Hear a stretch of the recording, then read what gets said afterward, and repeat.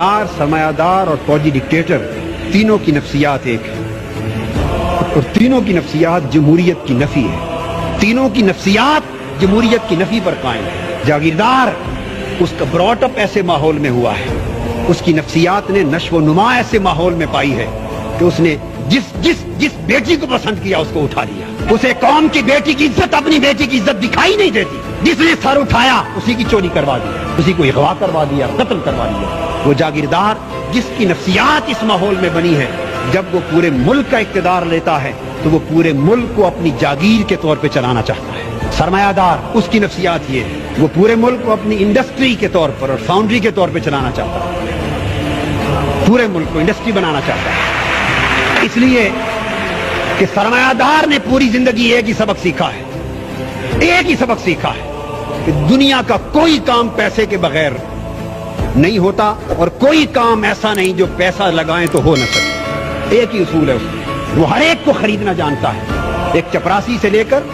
बिजली की लाइनमैन तक, एक ITO से लेकर इनकम टैक्स के कमिश्नर तक, उसने हर एक को पैसे से खरीदना सीखा है। जब वो मुल्क के इक़्तिदार पे आता है, वो सारे इदारे पैसे से खरीदना चाहता है। उससे पूरे के पूरे मुल्क का सिस्टम तबाह बर्बाद होता है। उसके ज़हन में भी जमहूरियत की नफी है। और फौजी डिक्टेटर उसने भी जिंदगी भर एक ही बात सीखी है कि जो हुक्म दूं आगे नो की किसी को जुर्रत ना हो।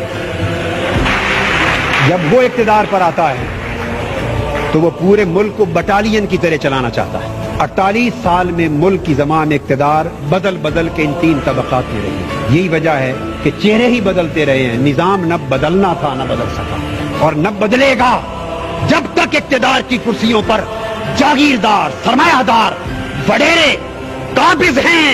उस वक्त तक इस मुल्क की तकदीर, इस मुल्क का निजाम, इस मुल्क के गरीब का मुकद्दर कभी बदल नहीं सकता। अगर गरीब को अपना मुकद्दर बदलना है तो इक़्तिदार इनसे छीनना होगा, इन ऐवानों से इनको निकालना होगा। इनकलाब नारों से भी नहीं आएगा। इनकलाब खून मांगता है, खून मांगता है। इनकलाब कुर्बानियां मांगता है।